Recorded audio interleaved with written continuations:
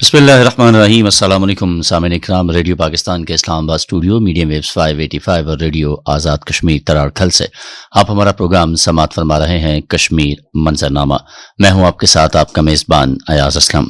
سامعین مکرم، ہمارے پروگرام کے اس پہلے حصے میں آپ مختلف کشمیری زبانوں کے اندر ہمارا پروگرام سماعت فرما چکے ہیں، اور ابھی ہم بڑھ رہے ہیں اپنے پروگرام کے دوسرے حصے کی جانب، جس میں ہم مقبوضہ جموں کشمیر سے جڑی جو اہم خبریں ہیں اس کے حوالے سے نہ صرف آپ کو آگاہ کریں گے بلکہ اس کے تجزیے اور تبصرے بھی آپ کی سماعتوں کی نظر کریں گے۔ سب سے پہلے جن موضوعات پہ آج ہم اپنے پروگرام میں گفتگو کریں گے آپ کی گوش گزار کرتے چلتے ہیں۔ آج سب سے پہلا موضوع جس پر ہم گفتگو کریں گے، مقبوضہ جموں کشمیر کے اندر ایس آئی اے نے شوپیاں میں مولانا سرجان برکاتی کی اہلیہ کو گرفتار کر لیا ہے۔ بغیر قانونی طور پر بھارت کے زیر قبضہ جموں کشمیر میں بھارتی فوجیوں نے گزشتہ 34 سال کے دوران اگر بات کی جائے تو اپنی ریاستی دہشت گردی کی مسلسل کارروائیوں میں 96,275 شہری شہید کر دیے، جن میں 2,352 خواتین بھی شامل ہیں۔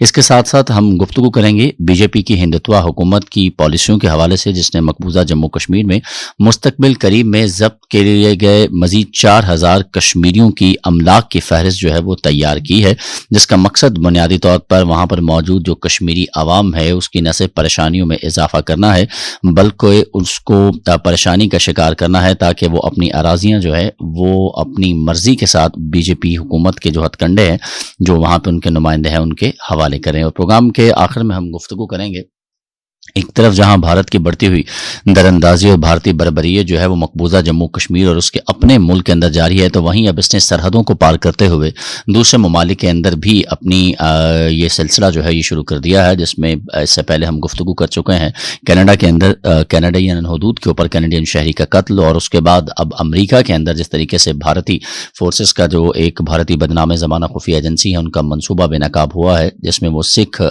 جو خالصتان تحریک کے اہم رہنما ہیں گربتون سنگھ سندھو، ان کے قتل کے حوالے سے جو تحقیقات ہیں وہ سامنے آئی ہیں، جس پہ امریکہ کی جانب سے بھارت کو باقاعدہ طور پر اس حوالے سے امریکی قومی سلامتی کے جو مشیر ہیں انہوں نے بھارت سے اس حوالے سے باقاعدہ طور پر گفتگو بھی کی ہے۔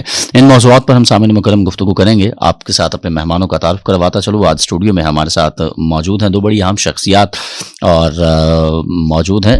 سب سے پہلے ہمارے ساتھ ڈاکٹر ولید رسول صاحب ہمارے ساتھ موجود ہیں، سینئر تجزیہ کار ہیں اور کشمیر کے حوالے سے آپ بڑی گہری نگاہ رکھتے ہیں۔ اس کے ساتھ ساتھ آپ شعبہ تدریس سے وابستہ ہیں رفا یونیورسٹی میں۔ ڈاکٹر صاحب آپ کو خوش آمدید کہیں گے۔ بہت شکریہ۔ ڈاکٹر صاحب کے ساتھ ہمارا موجود ہیں جناب محمد شوذب عسکری صاحب، آپ کا تعلق بھی شعبہ تدریس سے ہے اور عالمی امور پر بڑی مہارت رکھتے ہیں، راولپنڈی ویمن یونیورسٹی سے آپ کا تعلق ہے۔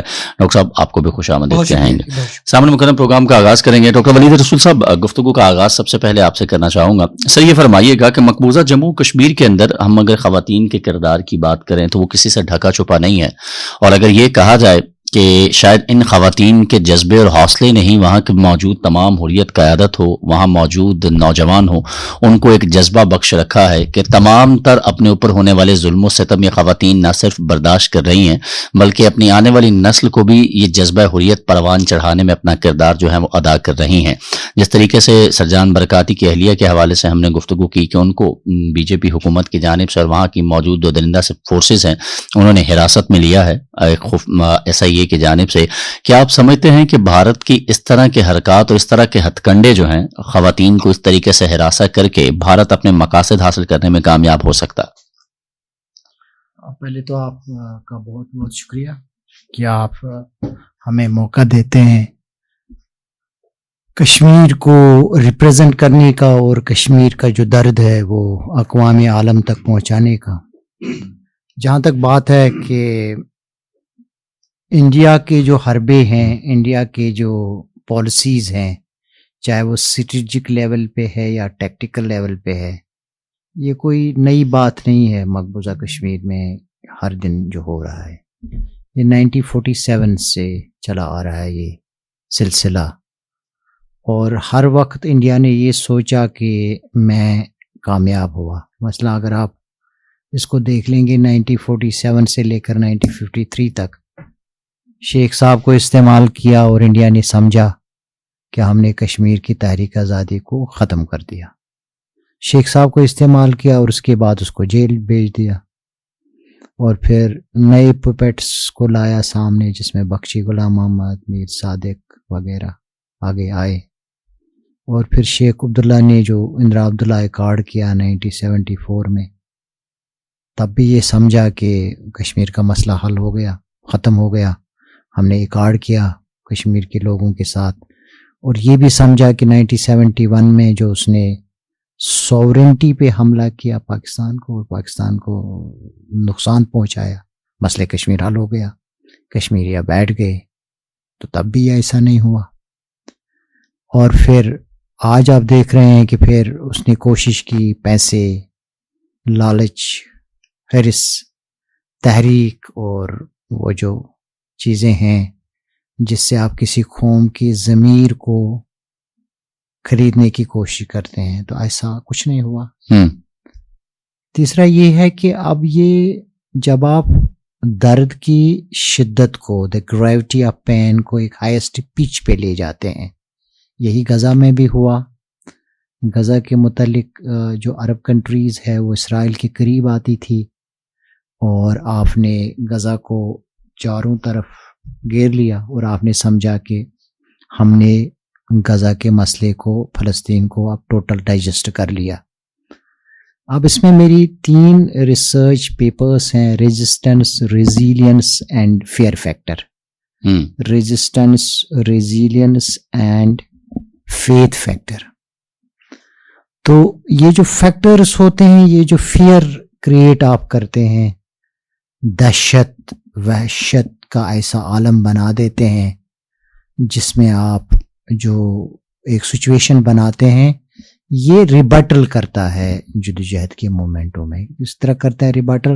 یہ انڈیا کو بھی پتہ ہے کہ آپ جتنا آپریشن زیادہ بڑھا دیں گے، اتنا کنواس جو ریزسٹنس کا ہے وہ پھیل جاتا ہے. مثلا اگر آپ سر جان برکاتی کی بات کریں گے تو وہ جیل میں ہیں.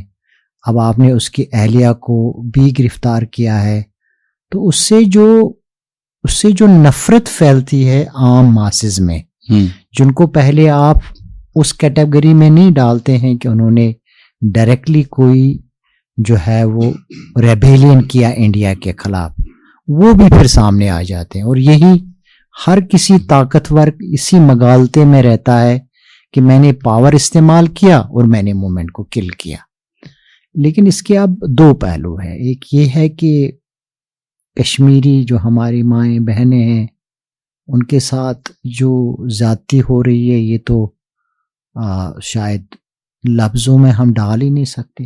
یہ تو تکلیف اور تکلیف کی شدت کا وہ انتہائی لیول ہے جہاں سے کوئی بھی مسلمان یا کوئی انسان، اگر کوئی ہندو بھی ہو ہندوستان کا، اور کسی ماں بہن کو اس طرح جو ہے وہ پکڑ کے جیل کے پیچھے ڈال دیا جائے، تو یہ انتہائی ہینیس کرائم ہے. اور یہ اس لبرل کانسٹیٹوئنسی کے لیے بھی ہے جو انڈیا میں ہے. ان کو ذرا اپنے کان کھولنے چاہیے اور یہ دیکھنا چاہیے کہ ایک عورت، ایک بزرگ خاتون، اس کو آپ گرفتار کر کے کیا حاصل کرنا چاہتے ہو؟ کیا انڈین اسٹیٹ جس کے پاس اتنا ویپن ہے، اتنا ایٹم بم ہے، وہ ایک کشمیر، ایک مظلوم نہتی گاؤں کی کشمیری خاتون سے اتنی خوف زدہ ہے؟ تو اس سے آپ کو سمجھ آتا ہے ہندوستان ہے کدھر. تو یہ تو کوئی بچہ بھی سمجھ سکتا ہے. اس میں تو کسی تجزیے کی ضرورت ہی نہیں ہے کہ آپ نے ایک بزرگ کو جس کا صرف یہ قصور ہے کہ وہ کہتا ہے کہ صاحب یونائٹڈ نیشنز کی قرارداد ہے، میرا مسئلہ، میرا مقدمہ ابھی حل طلب ہے. وہ حل طلب اس لیے نہیں کہ میں آزادی چاہتا ہوں، اس حل طلب اس لیے بھی ہے کہ 13 یونائٹڈ نیشنز کی ریزولوشنز موجود ہے جس میں میری قوم کو حق دیا گیا تھا کہ وہ چوز کرے ہندوستان اور پاکستان. اس میں تو ہندوستان بھی ہے، پاکستان بھی ہے، اس میں تو کوئی دوسری رائے تو ہے نہیں. اگر ہندوستان ایک عورت کو گرفتار کرتا ہے تو اس کو یہ بھی پتا ہے کہ میں نے یونائٹڈ نیشنز ریزولوشنز اس لیے امپلیمنٹ نہیں کرنی ہے کیونکہ میجورٹی میرے ساتھ نہیں ہے. اور یہ ویر سنگھوی نے انڈین ایکسپریس میں کالم بھی لکھا، بلکہ ایڈیٹوریل لکھا تھا، اگر ہندوستان کشمیریوں کو مار رہے ہیں تو فار اے سیکنڈ دے دیں ان کو حق خوداریت. وہ اگر آپ کے ساتھ ہیں تو let us decide it once for all. تو تیسرا یہ کون سا بڑا مطالبہ ہے جس سے ہندوستان پریشان ہوتا ہے؟ اصل چیز تو کسی بھی قوم کے لیے ان کو لینڈ چاہیے، لوگ نہیں چاہیے. وہ ظاہر ہے لوگ اس کے خلاف ہے، اور یہی وجہ ہے کہ وہ بچوں کو، خواتین کو، بزرگوں کو اب اس لیول پہ آ گیا ہے کہ پہلے تو وہ کہتا تھا ہمیں نوجوانوں سے خطرہ ہے، یہ نوجوان جو ہے وہ ہماری سوورنٹی کو لیے تھرٹ ہے.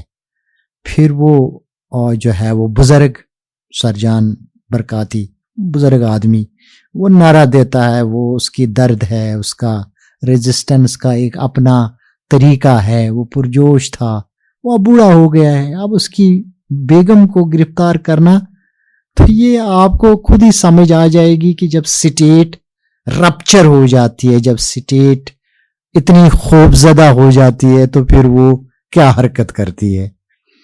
لیکن اس میں بھی ایک ایشو ہے کہ جس کو ہم کہتے ہیں انٹرنیشنل کمیونٹی، چونکہ میں انٹرنیشنل ریلیشنز کا اسٹوڈنٹ ہوں، پڑھاتا ہوں، تو اس میں دو ہے، ایک ہے ریئلسٹک آرڈر، ایک ہے لبرلسٹک آرڈر. یہ جو طاقت کے بلبوتے پہ قوم ہے تو یہ کہتے ہیں کہ جناب یہ اوفینسو ریئلزم کر رہے ہیں، اور لبرلسٹک سوسائٹی کہہ رہے ہیں انٹرنیشنل سوسائٹی ہے کدھر جو اس چیز کو دیکھے گی. بھائی انٹرنیشنل سوسائٹی ہے بھی کہ نہیں ہے، یا سٹیٹ ہی ہے صرف loan unit of analysis internationally. تو یہ چیزیں ظاہر سی بات ہے پھر ایک سوال کھڑا کرتی ہے انٹرنیشنلی کہ whether they exist or not. اور اگر وہ ایگزسٹ کر رہی ہیں تو پھر ان کو کہ نظر کیوں نہیں آ رہا ہے یہ خون، چاہے یہ خون کسی ہندو عورت کا بہے یا کسی عیسائی خاتون کا یا میرے کشمیر کے مسلمانوں کا. خون تو خون ہے نا، ریڈ ہے تو تکلیف تو ہوتی ہے نا. جی ہاں، بالکل آپ نے صحیح کہا کہ اس وقت چاہے خون کسی کا بھی بہے، انسانیت کا رکھا جانا سب سے مقدم ہے. اور بھارت جس طریقے سے مقبوضہ جموں و کشمیر کے اندر اپنی پروپیگنڈا مکمل کر رہا ہے، اور جس طریقے سے ڈاکٹر صاحب نے بھی توجہ دلائی کہ بھارت کو بنیادی مقصد اس کا وہاں کی زمین حاصل کرنا ہے. شوزہ بسکری صاحب، یہ جو پوائنٹ ہے جس پہ ڈاکٹر صاحب نے بھی اشارہ کیا کہ بھارت کا بنیادی مقصد جو ہے وہ کشمیر کا خطہ حاصل کرنا ہے، کیونکہ بھارت کہا یہ جاتا ہے کہ بھارت کی معیشت ہو، بھارت کے اندر بہت سی ایسی جڑیں ہیں چیزوں کی، اس کی بنیاد ہے کہ وہ کشمیر سے جڑی ہوئی ہیں، اور اگر وہ کشمیر سے پیچھے نکل جاتا ہے یا وہ اس کو مقدمہ لڑنے کی اجازت دیتا ہے کشمیریوں کو، تو یہ تو بڑی انڈرسٹوڈ سی بات ہے کہ کشمیری جو ہے وہ بھارت کے ساتھ نہیں جائیں گے. تو کیا بھارت صرف اپنی بقا کی خاطر مقبوضہ کشمیر کے اوپر یہ ظلم و ستم جو ہے وہ ڈھا رہا ہے آپ کے خیال میں؟ بالکل.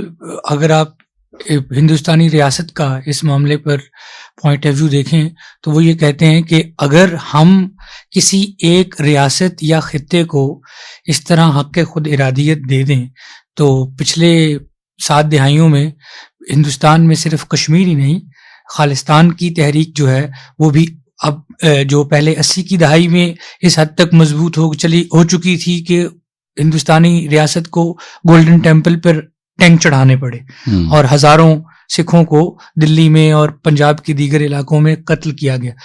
اب ایک دفعہ پھر خالصتان کی تحریک جو ہے وہ پوری دنیا میں پھیلی ہوئی ہے. کینیڈا میں ریفرینڈم ہوا ہے، یورپ میں ریفرینڈم ہوتے ہیں، برطانیہ میں بات ہوتی ہے.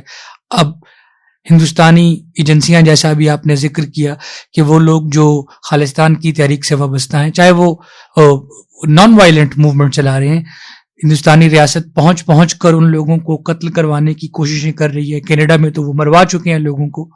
تو ہندوستان کا اگر ریاست کا جو پوائنٹ آف ویو ہے وہ دیکھا جائے تو وہ یہی کہتے ہیں کہ جی اگر یہاں اس طرح کا کوئی چانس دیا جائے لوگوں کو بات کرنے کا اور اپنے مستقبل کا فیصلہ کرنے کا، تو دیگر علاقوں اور دیگر خطوں میں بھی ہندوستان کو ایسا خطرہ ہے کہ وہاں سے تحریکیں اٹھیں گی اور لوگ اسی طرح حق خود ارادیت چاہیں گے. کشمیر کے بعد خالصتان. اور انڈیا کو منموہن سنگھ کے زمانے میں تو ہندوستانی ریاست نے اپنی قومی سلامتی کو درپیش خطرات میں پہلے نمبر پر پاکستان یا چین کی بجائے خود ہندوستان کے اندر داخلی طور پر جو سرگرم لوگ ہیں، ماوسٹ باغی، ان لوگوں کو اپنی ریاست کے لیے پہلا خطرہ قرار دیا تھا. تو یہ جوں ہندوستان میں فائنینشیل ڈیولپمنٹ جو ہو رہی ہے، ملٹی نیشنل کمپنیز جو ہیں وہاں آ رہی ہیں، اور امیر اور غریب کا جو فرق ہے وہ بڑھتا چلا جا رہا ہے. ابھی بھی اگر کہیں پڑھا جائے تو لگ بھگ 160 کے قریب اضلاع ایسے ہیں کشمیر کے علاوہ جہاں خود ہندوستان کے اندر باغی تحریک جو ہے وہ بڑی مضبوط ہے، اور وقتاً فوقتاً ہم دیکھتے رہتے ہیں کہ وہ جھارکھنڈ ہو یا راجستھان ہو یا اڑیسہ ہو، یہ جیسے بھی یہ جو علاقے ہیں وہاں پر سی آر پی ایف کے جوانوں پر حملے ہوتے ہیں، کبھی 40 لوگ مارے جاتے ہیں، کبھی 60 لوگ مارے جاتے ہیں.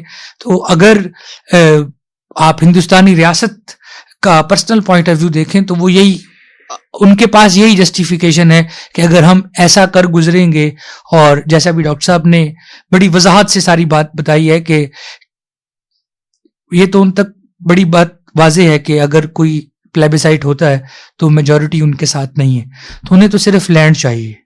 تو میں ڈاکٹر صاحب کی بات سے بھی اتفاق کرتا ہوں، اور جو آپ نے سوال پوچھا ہے میرے خیال سے بڑی درست بات ہے. لیکن یہ سمجھنا ہوگا ہندوستان کو کہ لوگوں کو ڈرا کر یا لوگوں کو ورگلا کر یا لوگوں سے زمین ہتھیا کر آپ انہیں اپنے وہ کیا کہتے ہیں دل اور دماغ جیتنے کے لیے آپ کو ہمیشہ محبت اور اخوت سے بات چیت کرنی چاہیے. یہ گرفتاریاں اور یہ پولیس مقابلے اور یہ فوجی حملے اور یہ سب کچھ، مکان تباہ کر دینا، زمینیں ہتھیا لینا، یہ سارا کچھ کر کے اسرائیل فلسطینیوں کی تحریک کو دبا سکا ہے جس کے پیچھے دنیا کے طاقتور ترین ممالک کھڑے. تو یہ تو ممکن نہیں. ڈاکٹر ولید دوستو صاحب یہ فرمائیے گا کہ اس وقت اگر ہم ساری سچویشن کی بات کریں تو کشمیر ایک بڑا، ہم ہمیشہ اپنے پروگرام میں ایک ذکر کرتے ہیں کہ یہ ایک نیوکلیئر فلیش پوائنٹ ہے دونوں اس پورے خطے میں، اور اس کا صرف اب کوئی ایک پاکستان یا بھارت یا انڈیا فریق نہیں رہا کشمیری، بلکہ اب تو ہم چین بھی دیکھتے ہیں کہ لداخ کے معاملے پر وہ وہاں پہ کھڑا ہوا ہے. تو سر یہ اب یہ جو چیزیں ہیں، پھر اب موجودہ حالات کو اگر دیکھا جائے جو بھارت نے کیا، جیسا یونین ٹیریٹریز کے اندر تقسیم کر دیا، آئینی حیثیت اس کی چھین لی کشمیریوں کی، تو اب آپ ان چیزوں کو مزید فیوچر میں کس طرف جاتا ہوا دیکھ رہے ہیں؟ کیا اب بھارت یا دنیا جو ہے اس بات کی منتظر ہے کہ جس طرح فلسطین کے اندر ایک چھوٹی سی حماس کی تنظیم اٹھی اور اس نے اپنے اوپر ہونے والے اور اپنے زمین کے اوپر قابض ہونے والے لوگوں کو جواب دینے کی کوشش کی؟ وہ بے شک تھوڑے تھے لیکن دنیا ایک دفعہ مجبور ہو گئی ان کی بہادری کی تعریف کرنے کے. تو کیا بھارت اس انتظار میں ہے کہ کچھ اس طریقے سے کشمیری جو ہے اس کے خلاف اٹھ کھڑے ہوں، تب دنیا کے بھی جو ہے جا کے ہوش کے ناخن لے گی کہ نہیں ہمیں اس کے حل کی جانب جانا ہے؟ دیکھیے اس کو کہتے ہیں سپل اوور ایفیکٹس انٹرنیشنل لینگویج میں، کہ اگر آپ کسی جگہ کسی قوم کو پریشر کوکر میں ڈالتے ہیں، جس وقت اس وقت مقبوضہ کشمیر کے عوام ہیں، تو ایٹ سرٹن پوائنٹ یہ جو پریشر ہے یہ بلڈ اپ ہوتا ہے اور برسٹ ہوتا ہے. یہ تو ایک نیچرل سا فینامنا ہے. Every action there is equal and opposite reaction, اور یہ جو ہے نیوٹنز لا ہے. تو جب آپ کانفلکٹ کی بات کر رہے ہیں، جس طرح ڈاکٹر صاحب نے بھی کہا کہ انہوں نے سمجھا کہ ہم نے آپریشن بلو سٹار کر کے سکھوں کو بالکل تاہوبالا کر دیا، تباہ کر دیا، اور یہ جو اس وقت ریبیلین ہے انڈیا کے خلاف، چاہے کینیڈا میں ہے، امریکہ میں ہے، یورپ میں ہے، اس کی جو انٹینسٹی ہے، اس کی جو قوت ہے، افرادی قوت، وہ اس سے زیادہ ہے جب وہ عسکری تحریک چلا رہے تھے سکھ، اس سے زیادہ ہے. یعنی اس کا والیوم بھی، اس کی پوٹینسی بھی، اور اس کا ڈائنامکس بھی بالکل اس سے زیادہ ہے. تو یہ ضروری نہیں ہوتا ہے کہ مثلا کشمیری ڈائسپورا بھی پوری دنیا میں پھیلا ہوا ہے، اور وہ ڈائسپورا جو بڑے قریب سے ان چیزوں کو دیکھتا ہے. اور تیسرا یہ جو اس وقت کا نوجوان ہے مقبوضہ کشمیر میں یا ڈائسپورا میں ہے، خاص کر مقبوضہ کشمیر میں ہے، یہ جب ریبیلین، بغاوت اور تحریک آزادی، تحریک حق خود ارادیت 1989-90 میں شروع ہوئی، یہ جو جوان اس وقت ہے یہ کریک ڈاؤنوں میں پیدا ہوئے ہیں، یہ جیلوں میں پیدا ہوئے ہیں، ان کی مائیں، ان کی بہنیں یا ان کے والد صاحب گرفتار رہ چکے ہیں. یہ جو 90 میں جو بچہ پیدا ہوا ہے وہ اس وقت 30 سال کا ہے، 26 سال. بالکل. تو یہ جو جنریشن ہے، یہ جنریشن گولیوں میں، دھماکوں میں، بارود میں اس نے جنم لیا. اور میں آپ کو یہ یقین سے، اس پہ بھی میری ایک پبلیکیشن ہے میں آپ کو یقین سے کہہ سکتا ہوں کہ جو پہلی جنریشن تھی جس میں 19 کے حریت پسند تھے یا حریت قائدین تھے، یہ ان سے زیادہ ریزیلینٹ، توانا اور زیادہ جو ہے وہ پوٹنٹ کانسٹیچوئنسی ہے اگینسٹ انڈیا. اچھا، دوسری دفعہ جس طرح ڈاکٹر صاحب نے بات کی، میں نے ایک کتاب بھی اس پہ لکھی ہے، آکوپیشن، انیکسیشن اینڈ سیٹلر کولونائزیشن. یہ جو 13 ریاستیں ہندوستان نے جس پہ قبضہ کیا ہے، تو جو ٹریجیکٹری رہی ہے، جو کنسسٹنسی رہی ہے، وہ یہی رہی ہے کہ پہلے آکوپیشن کیا اور پھر فوج کو لایا، پھر انیکس کیا، اور پھر یہ جو 370 ہے، یہ پہلے انہوں نے آج بھی کچھ ریاستوں میں 371 کے تحت کچھ خصوصی اختیارات حاصل ہے. اور جو 13 دن سپریم کورٹ آف انڈیا میں بحث چلا 370 پہ، اس پہ بھی میری کتاب ایک آ رہی ہے، اس کا میں نے نام رکھا ہے ورڈکٹ اوڈیسی. تو اس کا میں نے ڈسکورس انالیسس کیا ہے کہ جو وکیلوں نے پیش کیا وہ مقدمہ، اس میں کس لیول کا لیگل آرگومنٹ جو ہے وہ سامنے آ گیا. وہ میں نے سارے ریکارڈ کیا، اس پہ میں نے انالیسز آج اس بک پہ بھی آج ہم کام کر رہے ہیں. تیسری بات یہ ہے کہ جب آپ کا کلنگس کا جو والیوم ہے وہ زیادہ بڑھ جاتا ہے، تو اسی حساب سے آپ کی ریزسٹنس میں آپ کی اسٹرنگتھ اور کنواس بھی بڑھ جاتا ہے. ٹھیک. اب آپ کیا کرتے ہیں؟ آپ یہ کرتے ہیں کہ آپ نے کشمیریوں کے سانسوں پہ بھی پہرا بٹھا دیا.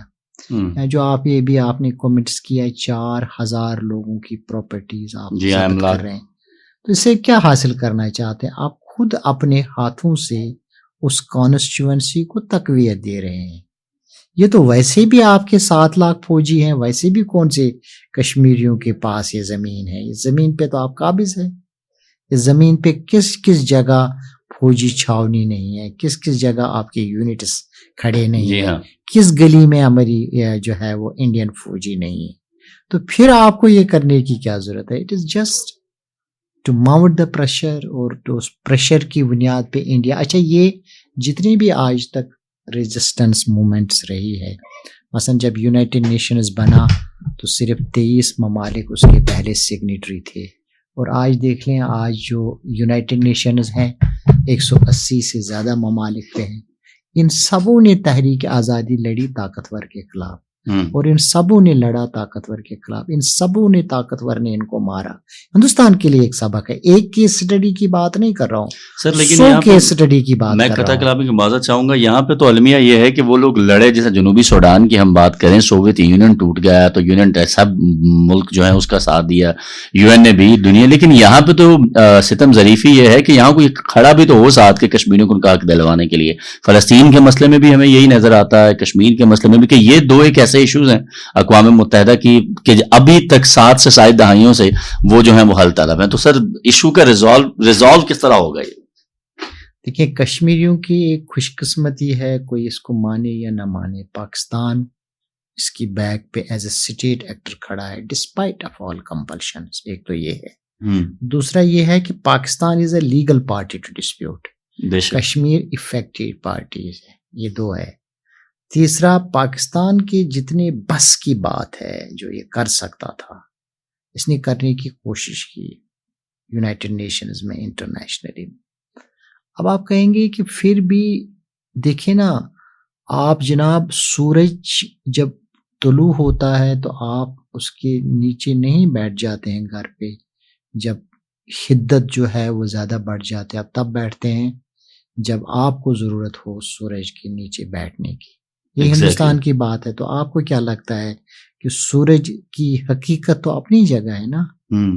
تو ہندوستان جو اس وقت بھارت کا جو وتیرہ ہے وہ وہی ہے جو ہر کسی طاقتور کا ہوتا ہے، کہ وہ مظلوم کو اپنی طاقت، ہارڈ پاور کی بنیاد پہ اس کو کچل دے، اس کو پاؤں کے تلے رون دے، اس کو خون میں نہلائیں، سب کچھ کریں.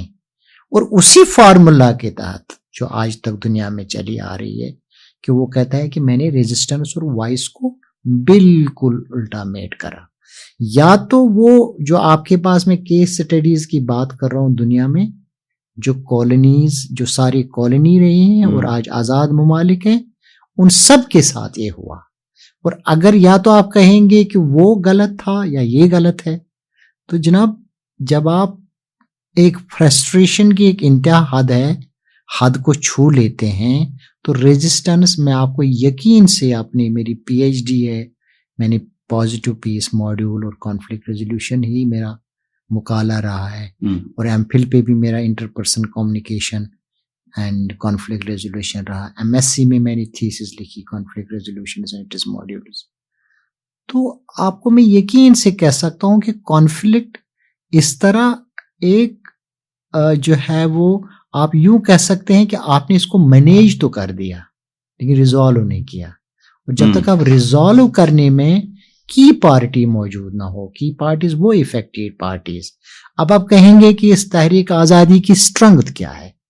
سٹرنگتھ یہ ہے کہ جو 1 لاکھ سے زیادہ لوگ شہید ہوئے ہیں ان کی پوری خاندان بھی تو وہاں رہ رہے ہیں نا, کیا وہ بھول گئے؟ دوسرا یہ ہے کہ آپ نے ایک مائل سٹون بھی بنا دیا. کشمیر میں آپ گھر سے نکلیں گے یا جس محلے سے نکلیں گے, جس بستی میں نکلیں گے, ایئرپورٹ جائیں گے, بس اڈا جائیں گے, جس اڈے پہ بھی جائیں گے, جس جگہ سے جائیں گے تو آپ کو کسی قبرستان سے ہو کے جانا ہے نا. تو وہ قبرستان جوانوں کے ہیں. تو یہ میری یادداشت ہے, یہ مجھے یاد دلاتا ہے کہ ان لوگوں نے کوئی جرم تو نہیں کیا تھا. ان کا جرم یہ تھا کہ انہوں نے آزادی مانگی. اور آزادی کی سانسوں میں اپنی یہ طاقت ہوتی ہے. اور بظاہر آپ کو جو آپ بار بار کر رہے ہیں, بظاہر آپ کو لگتا ہے کہ طاقت نے یہ سب کچھ کچل دیا, لیکن ایسا نہیں ہوتا. کیونکہ ایک سپارک بھی کافی ہوتا ہے کہ جس طرح آپ کے سامنے مثالیں ہیں, ڈاکٹر صاحب نے بھی بات کی, سکھ کی بات کی, آپ نے فلسطین کی بات کی.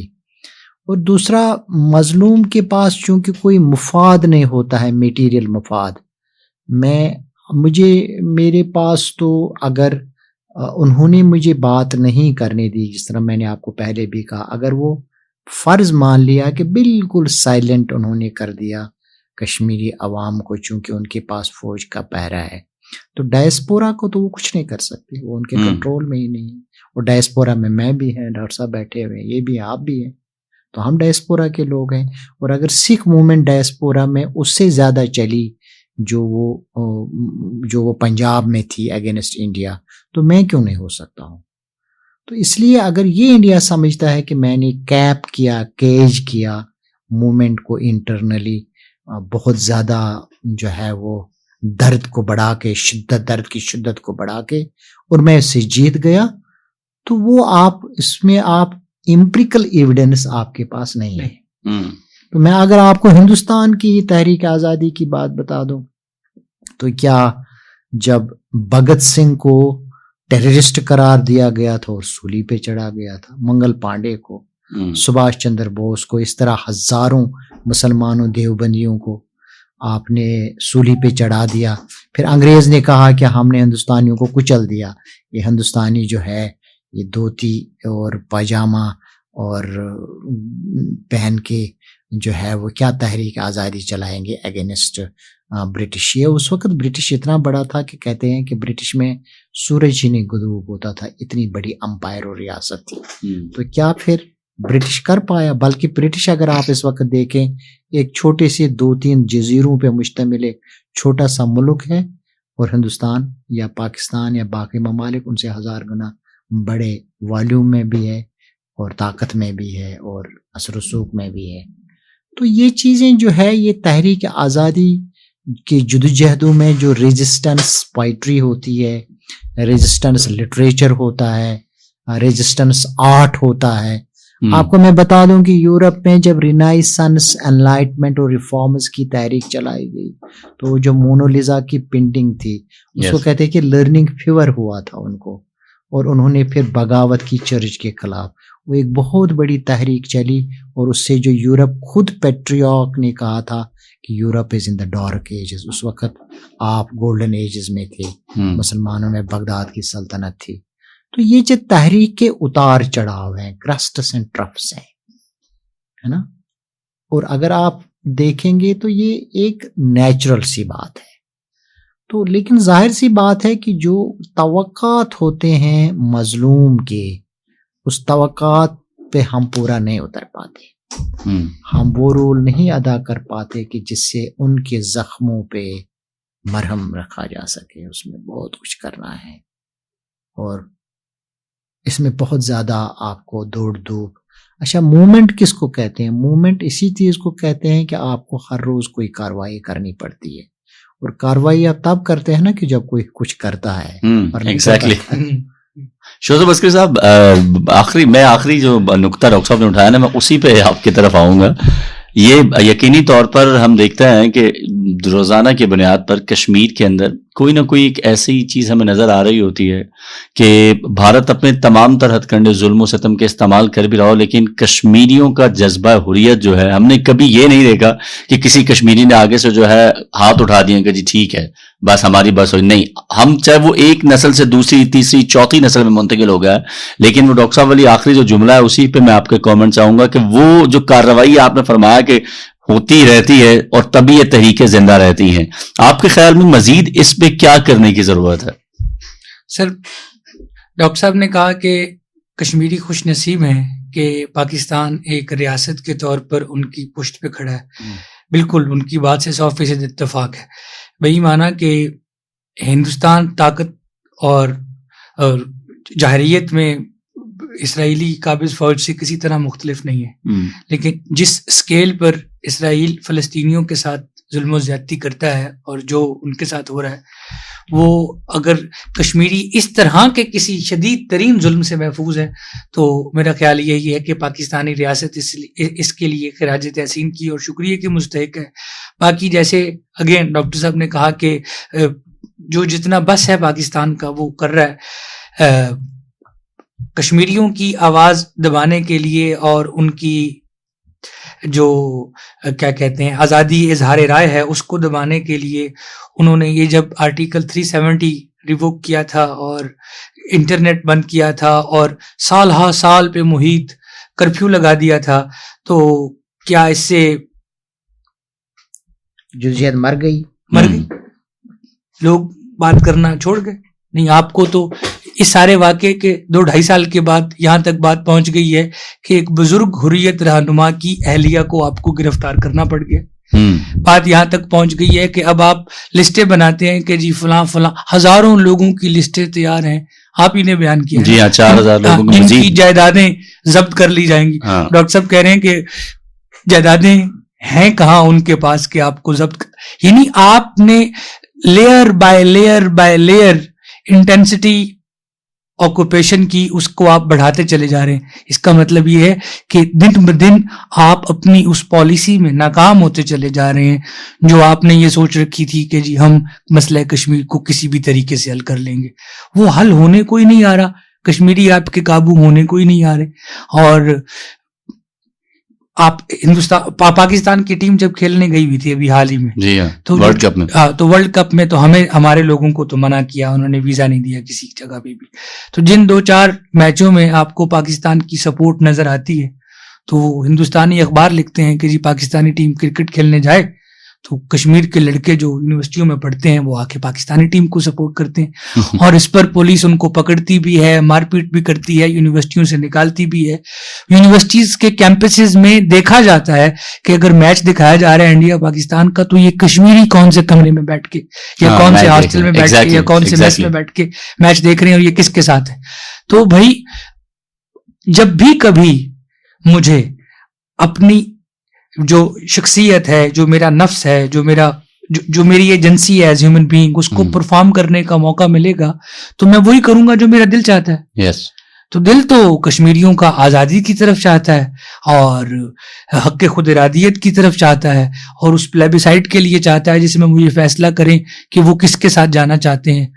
آپ یہ نہیں ہو سکا اب تک ہندوستان سے کہ ان کو دبا لے، اور جوں بات آگے چلتی چلی جا رہی ہے تو مجھے تو یہی لگ رہا ہے کہ اگر بہت دیر ہو گئی تو خود ہندوستان اور پاکستان کی آزادی میں بھی تو برطانیہ سے ہمیں لینے میں 200 سال لگ گئے. جی ہاں بالکل. ہاں تو یہ 75 سال یا 80 سال یہ کوئی قوموں کے لیے لمبا سفر نہیں ہوتا. انشاءاللہ وہ لمبی ہے غم کی شام، مگر شام شام ہی تو مگر شام شام ہی تو مگر شام شام